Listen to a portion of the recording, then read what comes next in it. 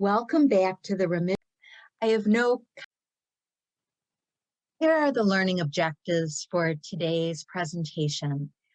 At the end of this program, participants will be able to consider key differences between conventional and lifestyle medicine for type 2 diabetes. Prioritize changes in behavior over change in weight as the primary outcome of care. Utilize expert clinical knowledge and coaching skills using the 5 A's and stages of change, positive psychology, and other practices to engage and empower patients with diabetes. And finally, anticipate barriers to sustaining changes and apply strategies to mitigate relapse. To begin, let's consider the course of diabetes over time through the lens of conventional medicine and lifestyle medicine. Lifestyle medicine, if not familiar, is a rapidly growing medical specialty. With approximately 80% of healthcare costs related to chronic disease and 80% of chronic disease related to lifestyle choices, there is a tremendous need for lifestyle medicine. Certification is offered for physicians through the American Board of Lifestyle Medicine, and certification in the field is in conventional medicine. Type 2 diabetes has long been considered a progressive disease caused by genetics and environment. In lifestyle medicine, type 2 diabetes is understood to be caused primarily by lifestyle and is amenable to evidence-based lifestyle change. In many cases, type 2 diabetes does not need to progress. In conventional medicine, the goal of care is control. In lifestyle medicine, the goal of care is to treat the cause.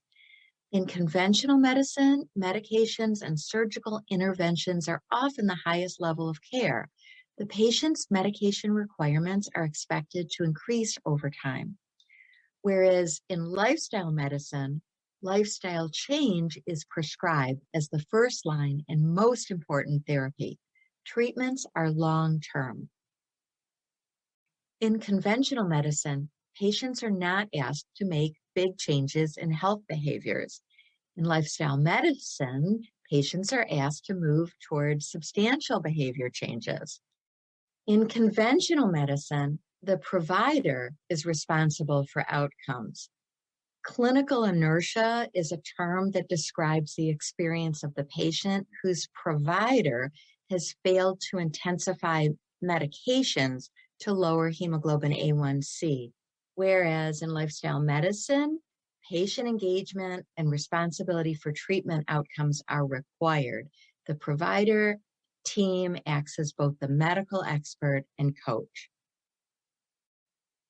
The term lifestyle medicine was first coined in 1988 and focuses on these 6 pillars: a whole food, plant-predominant eating pattern, physical activity, restorative sleep, stress management, avoidance of risky substances like tobacco and alcohol, and positive social connections. Dr. Dean Sherzai is a fellow faculty member of this course and is well known for his work on lifestyle medicine. On a recent podcast, I heard him say this important statement. He said, "When lifestyle medicine is science and consensus driven, it can be an incredibly powerful source of information, but it is never enough. Information alone leaves people disempowered. Change is difficult. All we have done by volleying and lobbing information at people, even correct information, is to overwhelm them without any tools necessary to bring about change in their lives."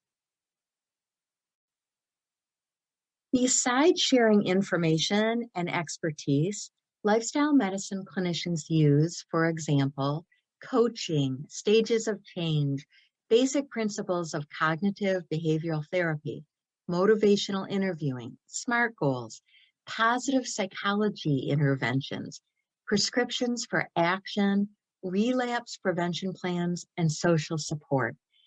We have a wealth of tools to facilitate and sustain behavior change. We will cover many of these today. Our focus will be on practical skills. Theories such as the health belief model, theory of planned behavior, and social cognitive theory have influenced the practical information provided. I want to begin, however, with a few words of caution, taken from an article I've linked here. Diabetes Remission, What Do We Tell Our Patients? Appeared in the May 2022 issue of In Practice, the Journal of the Association of Diabetes Care and Education Specialists. It came in response to the new definition of remission of type 2 diabetes issued by the 2021 Consensus Group, which we discussed in Module 1. When I saw this article, I thought, great, here is an article for diabetes educators about this hopeful new information. Remission is possible. Instead, the article was actually more of a critical analysis. It stated that there are a number of ethical dilemmas that compound within remission studies, including weight and disease stigma, real and potential harm, and unanswered questions. It went on to say that there is a lack of sustainability in weight loss and remission patterns. There is risk of cardiovascular events in weight cycling, which is rapidly gaining, losing, regaining weight.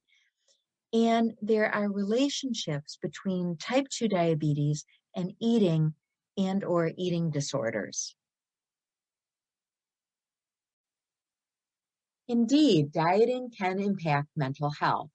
In her 2020 book, Nourish, the definitive plant-based nutrition guide for families, registered dietitian and faculty member of this course, Brenda Davis, stated that dieting has been identified as the most significant predictor of developing an eating disorder. These statistics on eating disorders are worrisome. 9% of the U.S. population, or 28.8 million Americans, will have an eating disorder in their lifetime. Up to 20% of all people with diabetes are estimated to have anorexia or bulimia or binge eating disorder. Diabetes may increase risk for an eating disorder by increasing attention and monitoring of food, eating, and weight. Eating disorders have the second highest mortality rate of all mental health disorders, surpassed only by opioid addiction. I want to share this quote with you from this 2011 article, Weight Science Evaluating the Evidence for a Paradigm Shift. Concern has arisen that this weight focus is not only ineffective at producing thinner, healthier bodies, but may also have unintended consequences, contributing to food and body preoccupation, repeated cycles of weight loss and regain, distraction from other personal health goals and health determinants, reduced self-esteem, eating disorders, and other health decrement, weight stigmatization, and discrimination. And from this article in American Psychology, weight stigma influences maladaptive eating behaviors, lack of physical. This recent article from the January-February 2022 is an invited review. The target audience is physicians. It is from the American Society of Parenteral and Enteral Nutrition, titled The Consequences of a Weight-Centric Approach to Healthcare, a case for a paradigm shift in how clinicians address body weight. It makes the key point that weight loss is difficult to achieve for most individuals and that weight is not a behavior and therefore is not subject to behavioral modification. Consider my experience as a nurse practitioner in primary care. When I discovered the power of plants and experienced the joy of taking a patient with type 2 diabetes off insulin after he and his wife changed their diet, I thought all of my patients would immediately choose this option. I was so excited to share it with everyone.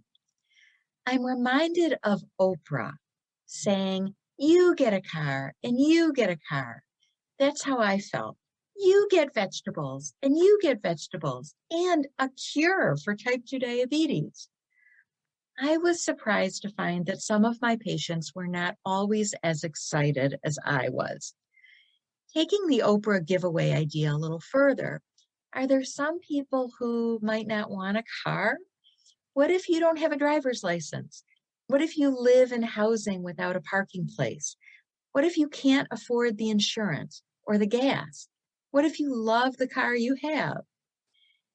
In our mind, knowing the risks of long-term hyperglycemia, of course, remission is desirable.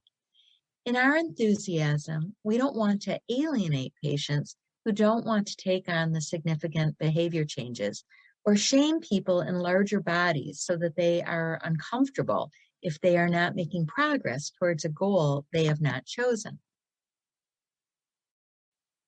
Based on all of this, let me offer these care recommendations. We should be mindful of stigma around weight, examine our own biases, and avoid communicating these to patients.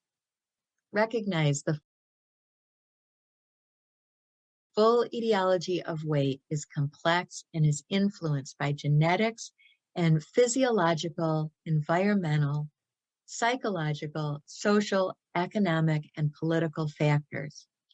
And focus goals on behaviors and new habits, not on weight loss or a number on the scale. Given the prevalence and impact of food issues, let me share some simple screening assessment questions. The Diabetes Eating Problem Survey has these two questions. Do you feel like your eating is out of control? And do you take less insulin than you need because of concerns about eating or weight? And the diabetes distress screening includes, do you feel overwhelmed by the demands of living with diabetes? And do you feel that you are often failing with your diabetes regimen? For more information, I encourage you to check out this website from the National Institutes of Diabetes and Digestive and Kidney Diseases. I want to end this topic by giving you this long, carefully curated list of wonderful resources for disordered eating, including some books and some great websites and even an app. Changing gears, with lifestyle medicine, we have a new model of care, one that focuses on helping people develop new habits and making them stick. Lifestyle medicine has been defined as the evidence-based practice of helping individuals and families adopt and sustain healthy behaviors that affect health and quality of life. This definition emphasizes the practitioner's role in facilitating patients' behavior change as the core of clinical practice. As discussed in Module 1, our patients with type 2 diabetes have the right to informed consent about treatment options, including evidence-based lifestyle medicine interventions. If you have not already downloaded and printed this, it's a great tool to initiate a collaborative relationship with patients. It feels good to be able to offer our patients messages of hope. We are your partner. Remission is often possible. There are many intervention options that don't require medication or surgery. The Lifestyle Medicine Prescription Pad from ACLM is one tool that nicely summarizes areas for behavior change. The front has space to write in directions, and the back lists examples of evidence-based interventions in each category. We help patients in the specialty of lifestyle medicine through two roles, expert and coach. The expert role is to acquire and maintain expertise, conduct medical assessments, make specific recommendations, and prescribe treatments. The coach role is to use a collaborative communication style to position patients in their own care. Coaching is the process of empowering patients to develop the knowledge, skills, resources, and confidence to enact and sustain lifestyle changes to achieve their self-directed goals.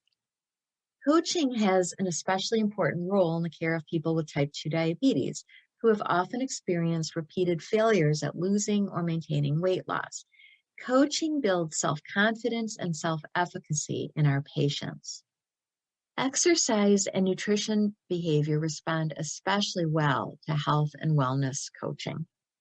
When we are coaching our patients, we want to assess the readiness level for change using the trans-theoretical model of stages of change, offer stage-matched brief interventions, empower patients, help them to make the change successfully, and create an inclusive environment. Here's some examples of what coaching conversations look like. In an expert-like approach, we treat patients. Coaches help patients help themselves. Experts educate. Coaches help build motivation, confidence, and engagement. Experts rely on skills and knowledge as an expert. Coaches rely on patient self-awareness and insights. Experts strive to have all the answers. Coaches strive to help patients find their own answers. Experts focus on the problem and advises, and coaches focus on what is working well and collaborates. There are lots of tools in our toolbox to affect behavior change, including stages of change, the 5 A's for behavioral counseling framework, basic principles of cognitive behavioral therapy, motivational interviewing, SMART goals, positive psychology interventions, prescriptions for action, relapse prevention plans, and social support. With our expert coaching, how much change should we ask for at one time from patients? Here's an interesting study. Young et al. Evaluated goal attainment of 810 individuals with high blood pressure. Participants were randomly assigned to one of 3 levels of lifestyle change advice. Those randomized to a treatment group asked to make the highest levels of lifestyle change were asked to make multiple specific dietary changes. Goals included no more than 2,400 milligrams of salt a day, increased fruits and vegetables to 9 to 12 servings a day, and restrictions on the total dietary fat intake and total saturated fat intake. At 6-month and 18-month evaluations, it was demonstrated that rather than being overwhelmed by the request to change so many behaviors at once, those with the most behavior change goals reached the most goals. The old adage, shoot for the moon, if you fail, you will land among the stars, seems to apply. It may be more effective than limiting patients to small steps that sound more manageable, but are not sufficient to result in significant improvements or remission. With clear instructions and support, significant change can beget significant results, which can provide motivation to continue. We know that language has an impact on motivation, behaviors, and outcomes. Back when I was first involved in care of people with diabetes, we used the terms compliant and non-compliant. And then there was a recognition that better terms were adherent and non-adherent. But most recently, the recommendation is to use the concept of engagement and participation and involvement. And the word engagement is very much in line with ACLM's description of conventional care versus lifestyle medicine and the ACLM Type 2 Diabetes Bill of Rights. Our goal is to partner with patients and engage them in their self-care. The trans-theoretical model is a model of behavior change that recognizes that change is a process that unfolds over time through a series of states. These include pre-contemplation, contemplation, preparation, action, and maintenance. Of course, change is often not linear. It may be more of a spiral, and people learn from each relapse. I want to refresh your memory of this and just go through how to identify stages of change. So in pre-contemplation, the patient might say, I'm not thinking about making a change now or within the next 6 months. The patient in contemplation would say, I am thinking about making a change within the next 6 months. Patient in preparation would say, I'm preparing to make a change within the next month. The patient who's in the action stage would say, I have started a change within the last 6 months. I have not hit the target change goal or have not hit it consistently for 6 months. And the patient who's in the maintenance stage would say, I have been successfully making the target change for more than 6 months. Let's do a case study. Mr. T is a 65-year-old man with a 5-year history of type 2 diabetes. He's on 3 medications for his diabetes. His hemoglobin A1C is 10%. He complains of fatigue and constipation. He tells you that his brother has diabetes and has kidney failure, and Mr. T is worried about his risk for kidney disease. Mr. T agrees to review his usual dietary pattern with you. He says that he heard a lecture by Dr. Neal Barnard recently, and he and his wife want to try a plant-based diet.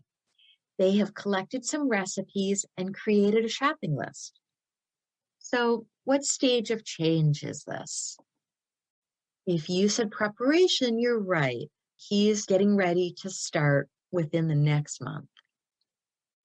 You can structure your visit with Mr. T around the 5 A's, which provide a brief approach for health behavior counseling.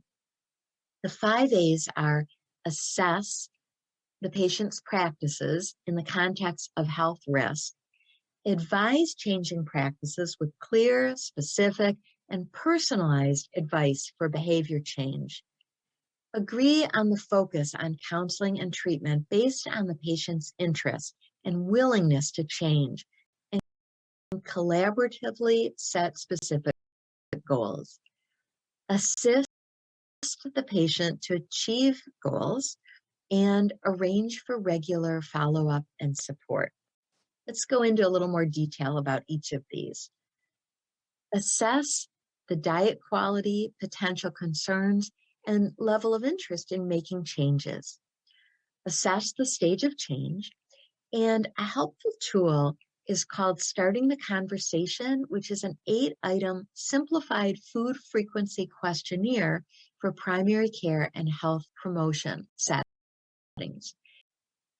There are many factors that affect dietary choice, such as nutrition knowledge, socioeconomic status, food insecurity and food access, the built environment and food environment, sleep, behavioral health, digestive and gastrointestinal issues, other severe medical diseases and related treatments, aging and related changes in sense of taste and appetite, medication side effects, food and family traditions and foodways, cultural traditions and religious beliefs and practices, and culinary skills and literacy, kitchen access, and physical limitations to cooking. Some of these are more easily modified than others. All are considerations to assess for and discuss with patients. Motivational interviewing is another tool that can be used as part of your assessment. It's been found to be useful in the pre-contemplation and contemplation stages. The strategies are persuasive, not coercive, and more supportive than argumentative. We're encouraged to roll with resistance by remaining non-judgmental, listening well, and encouraging the patient to continue to share. There are 4 core skills in motivational interviewing. using this acronym OARS: open-ended questions, affirmations, reflections, and summaries. And in motivational interviewing, we want to assess willingness to change and confidence to change. So you can ask the questions on a scale of 1 to 10, how important is it to you to make a change? And on a scale of 1 to 10, how confident are you about making this change? And what would it take to move from the selected number to the higher number? And by asking this last question, we elicit change talk and avoid sustained talk. Here's a continuation of our case study.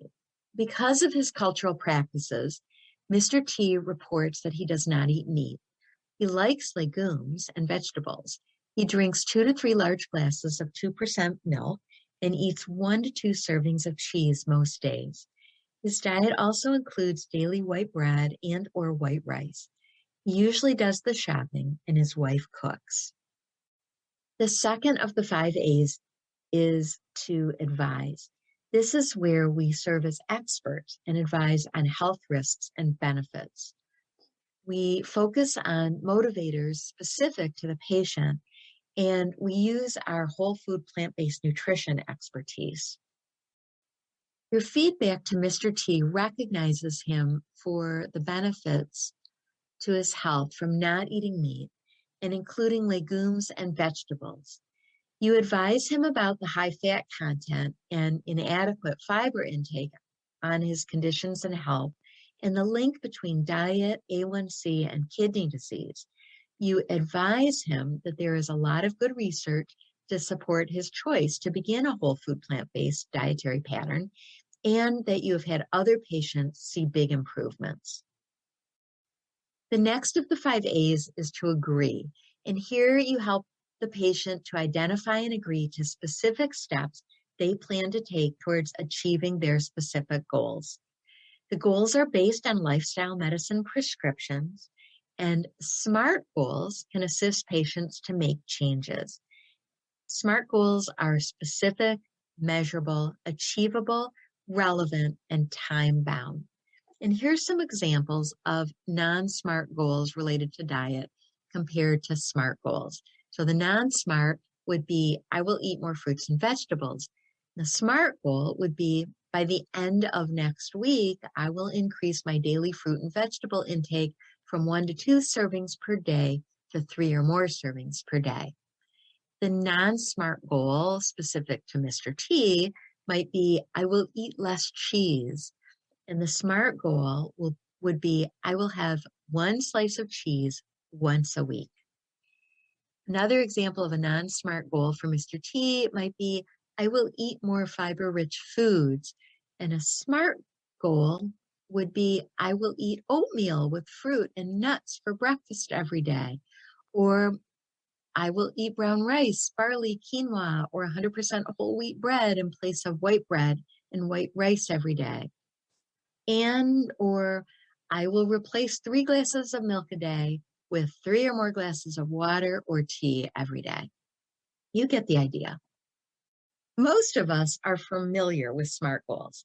Another useful tool is an action plan. This is a lifestyle medicine prescription or SMART goal adjusted for the appropriate stage of change. It incorporates your assessment of the patient's readiness to change, the patient's perceived level of importance to make the change, and the patient's confidence that change can be accomplished. Plan to follow up with the patient after the action plan is implemented to support ongoing lifestyle change. Here's an example of a lifestyle prescription. Eat 5 or more servings of fruits and vegetables a day.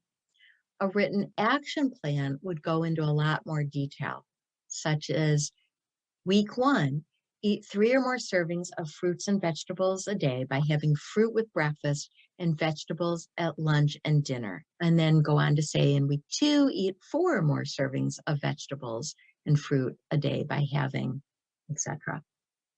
Here's another example. You might agree with the patient to a lifestyle medicine prescription for 150 minutes of moderate physical activity a week.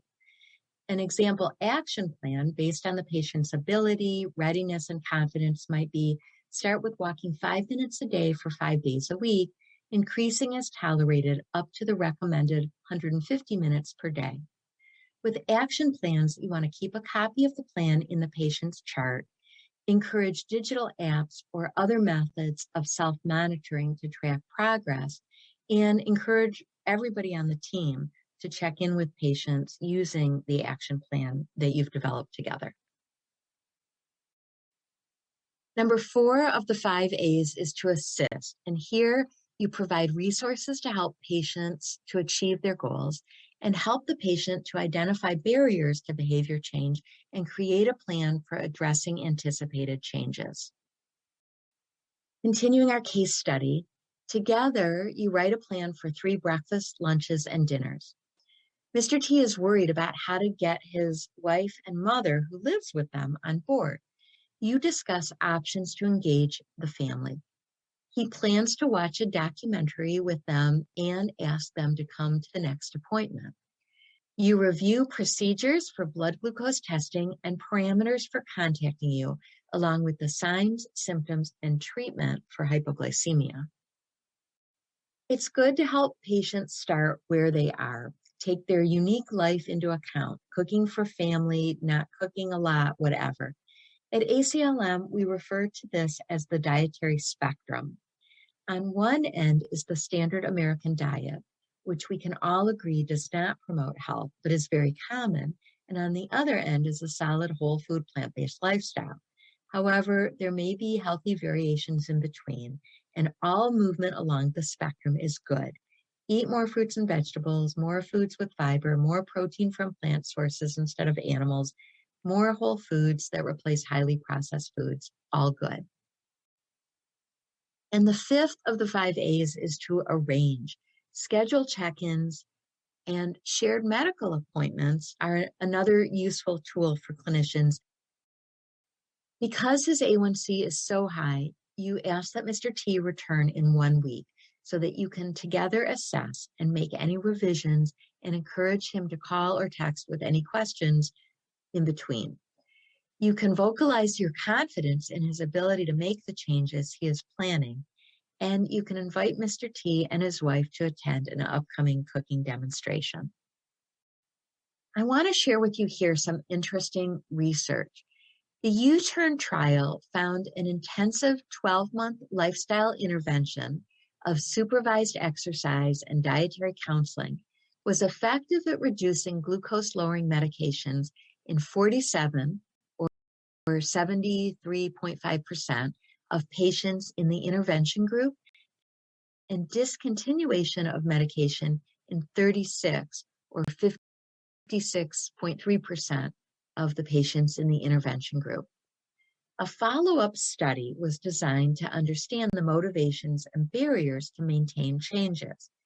The follow-up study asked, what are the experiences of type 2 diabetes patients, particularly in terms of motivation and barriers, in adopting and maintaining lifestyle changes after an intensive lifestyle intervention of 12 months. The dietary counseling in this study was to avoid sweet food and refined sugar and artificial sweeteners, to minimize intake of processed food, and to eat a minimum of 400 grams of vegetables a day. That's about 5 servings or about a pound of vegetables a day. The design of the study was a longitudinal, qualitative, in-depth interview study that took place in Denmark. There were 6 participants who were interviewed twice after the 12-month U-Turn trial ended. 6 individuals were selected to participate to reflect diversity in gender, age, number of years with diabetes, and including a range of between 4 to 8 years. This limited number of participants was thought to provide sufficiently rich descriptions and data for analysis, and the interviews generated 242 pages of transcripts, which were analyzed and coded. The key findings were that 4 of the 6 maintained remission with no medication at 18 months. Not all adhered to all of the lifestyle goals. Changing and maintaining lifestyle was difficult for everyone. And 5 motivating factors were achievement of results. All agreed that being able to stop medications was extremely motivating. Coping with ongoing challenges, for example, somebody experienced an injury and couldn't exercise. Social support and relatedness, support from healthcare professionals, regular check-ins was found to be very helpful, and identification with and acceptance of lifestyle. And the study concluded that remission is not stable and ongoing support is required. I want to give you some examples of ongoing support with some stage-matched interventions. And I'm going to focus on the last 3 stages. Preparation would include assist with commitment, planning specific changes, and discussing ways to modify the environment. SMART goals here are really useful.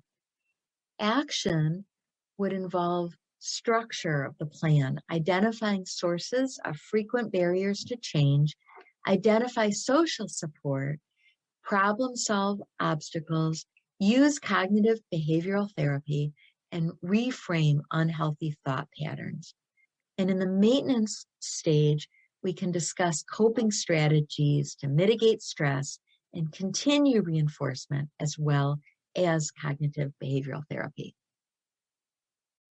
Relapse prevention planning is a really useful tool. Very few people learn to ride a bike without a few falls. And relapse prevention planning is an idea developed for addiction treatment that is helpful when anyone's planning to make any change.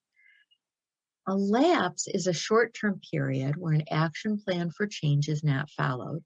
A relapse is when a person has previously made a positive change, but for now, for a sustained period, it has not been maintaining that change.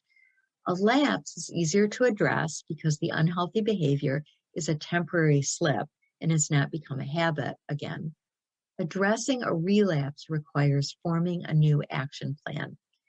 And some questions to address up front with your patient might be, when do you think a lapse might occur? Under what circumstances?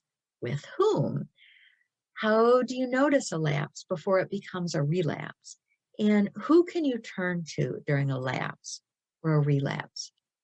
Some relapse prevention tools are, first, identify relapse prevention support, such as family, friends, social and faith groups, etc., and establish a relapse reminder and backup plan in advance. For example, the patient will contact the office in 3 weeks to check in, and or 2 friends will be engaged as walking buddies. Here's some important research. Action followed by relapse is far better than no action at all. People who take action and fail in the next month are twice as likely to succeed over the next 6 months than those who don't take any action at all. And that is from Prochaska, Norcross, and DiClemente's book, Changing for Good, back in 1994, an oldie but a goodie. And Prochaska and another author have a newer book out called Changing to Thrive, which I've listed as well in the resources. Let's go back to Mr. T. He returns for 3-month follow-up, and he feels frustrated and stuck. His blood sugars were within normal ranges, but are now often 180 or higher when he wakes up. He reports that he has been getting hungry at night and reaches for sweets. His hemoglobin A1C is 8.5%. His constipation is better, he reports, but he is still tired during the day. You know immediately what would help. Exercise, a walk after dinner. It would get him out of the kitchen at night and help to lower his morning blood glucose, right? So how to proceed? Do you, 1, tell the patient, As of today, your kitchen closes at 7 p.m., and I want you to take a 30-minute walk every evening after dinner. Or do you ask the patient, what SMART goal do you want to make around physical activity? Or do you say to the patient, your A1C went from 10% to 8.5%. I'm so impressed that you have made this progress in the right direction. Tell me about the changes that made your A1C drop. Let's evaluate these three choices together. Number one, where you tell the patient the kitchen closes and you want them to take a walk, is the expert response. It's excellent advice, but it may be totally wrong for this patient at this time. Maybe his wife works and they don't eat dinner until she is home at 8 p.m. and it's cold and dark after dinner, so walking outside is unappealing, etc. Maybe he'll politely agree with you and you'll think problem solved. Number two is more of a coach-like response where you ask about what SMART goal do they want to make around physical activity. It might work, especially if he's already been thinking about adding exercise. But before asking the patient to make more SMART goals, a best practice would be to do more to understand and assess his challenges and goals and to improve the odds of him anticipating and solving problems on his own. If you chose number three, you were on your way to recognizing success and identifying some character strengths for this patient. When you say, I see your A1C went from 10% to 8.5%, tell me how that happened.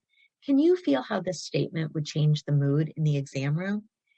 There's no one best answer of these three. All could work. However, number three makes me think of one of my favorite evidence-based lifestyle medicine interventions, those that come under the umbrella of positive psychology. It's been shown that positive emotions can boost healthy behaviors and lead to direct physiological improvements. Positive psychology is defined as the scientific study of human flourishing or the strengths and virtues that enable individuals, communities, and organizations to thrive. The term was first coined by Abraham Maslow in 1954. Martin Seligman chose positive psychology as the central theme for the term of his presidency of the American Psychological Association in 1998. Researcher Barbara Fredrickson linked lifestyle medicine and positive psychology in 2017 in her presidential address to the International Positive Psychology Association, recognizing the role of positive psychology on positive health-promoting behaviors.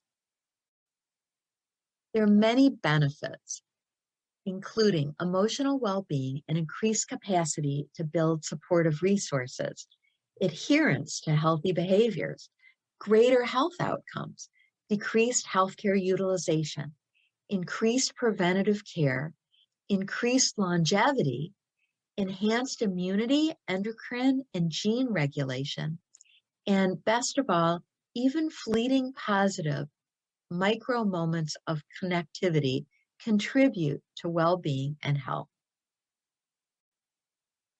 ACLM convened the Happiness Science and Positive Health Committee and published Roots of Positive Change, Optimizing Healthcare and Positive Psychology in 2019.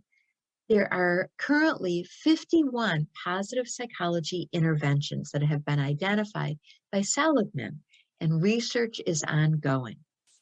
Positive psychology interventions may be prescriptions, combined with counseling models such as motivational interviewing or the 5 A's, and used to offer patients realistic yet hopeful affirmations to strengthen clinician, coach-patient relationships and enhance motivation for change.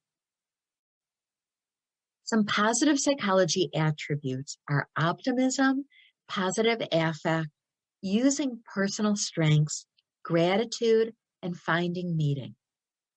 While many clinicians look for weakness and pain, asking what's wrong, Coaches with a positive psychology orientation ask what's right, what do you want, and how to make it happen. You can learn about and benefit from positive psychology. Clinical conversations that elucidate values, positive emotion, and meaning to the patient evaluate an encounter to something that can be very rewarding for clinician and patients. These conversations and interventions can be brief and still be very effective. Here are some examples of affirmations that are realistic and hopeful. Optimism. I have managed many patients with similar challenges, and I have seen them do very well. I think you can too. Positive affect and life satisfaction. A lot of research is finding connections between feeling happy or satisfied with your life and your health. I want to support you to do meaningful activities.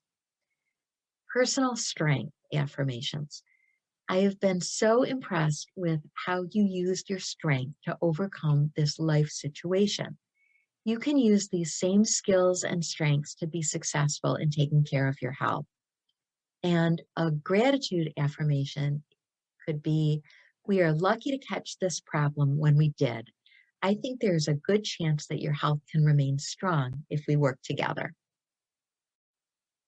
Positive psychology interventions cultivate positive emotion and well-being as an essential and fundamental lifestyle medicine intervention that lays the groundwork for enabling healthy lifestyle choices and independent physiologic benefits.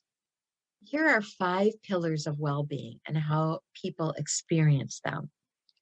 1 is positive emotion, seeking out experiences designed to elicit positive feelings. 2 is engagement, becoming immersed in worthwhile activities that produce a sense of flow. Number 3 is relationships, developing strong connections and relationships. Meaning, engaging in activities that fill one with a sense of purpose. And the 5th pillar of well-being is accomplishment, setting and striving for meaningful goals and embodying a growth mindset. I heard Dr. Dean Ornish on a CNN Health News program recently where he said, studies on people who are lonely, depressed, or isolated show that these people are 3 to 10 times more likely to get sick and die prematurely from pretty much everything when compared with people who say they have a sense of love, connection, and community. Positive psychology interventions, when incorporated into lifestyle medicine, may help people experience more love, connection, and community, and be more motivated to tackle nutrition and physical activity changes. Some positive psychology prescriptions have been shown to boost positive thoughts, such as specific guidance for practicing gratitude or mindfulness on a regular basis. Positive activities, such as yoga and meditation, have been shown to impact the risk factors of rumination and loneliness and can allow for adaptive coping from environmental stressors. They can be learned at any stage of life and confer benefits of both physical and mental well-being. Here's an example of a simple positive activity prescription. Perform a random act of kindness 3 to 5 times weekly, and the dose is unlimited. It could go on to say, each week, plan several random acts of kindness. It could be something small, like compliments, or something large, like organizing a fundraiser. Need inspiration? Check out this website, randomactsofkindness.org, and you'll provide unlimited refills. I like this quote that's been attributed to Socrates.